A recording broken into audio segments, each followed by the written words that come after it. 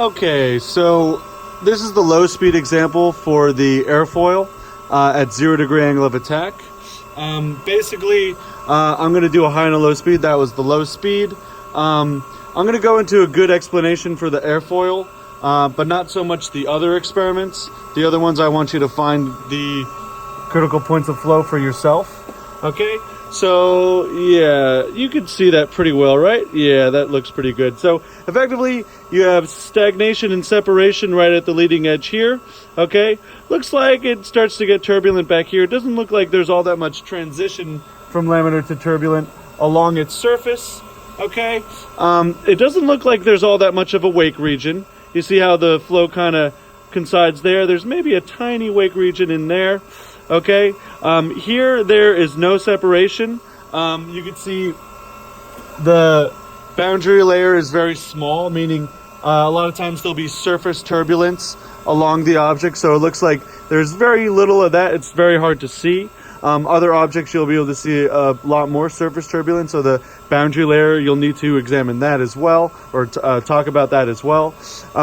So yeah, separation and stagnation up at the leading edge. It looks like the transition to turbulent happens beyond the object, okay? And the, it doesn't look like there's a very big wake, a very small one. There's no detachment, no real detachment. So yeah, let's try a high speed example of that. We're just gonna hike it up a little bit more. Okay.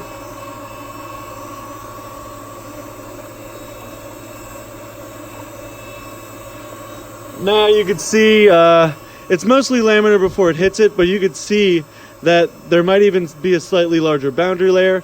You won't see that much differences in each case. It's a little bit difficult. You don't want the speed to be so high such that it is turbulent before it hits the object. That way you can't really explain what's happening, but you can see an increased turbulence and effectively an increase in wake and things like that.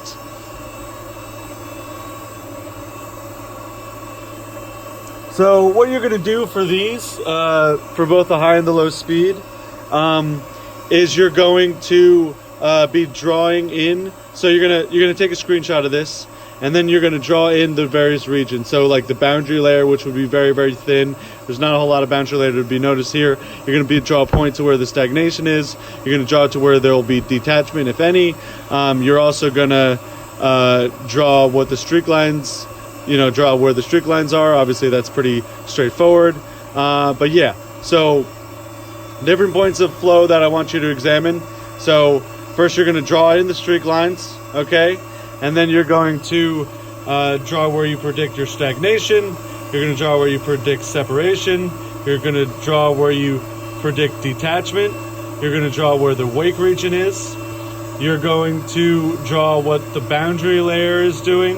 And you're also going to be telling me where it transitions from laminar to turbulent. So if you do those 7 things for each picture, you're golden.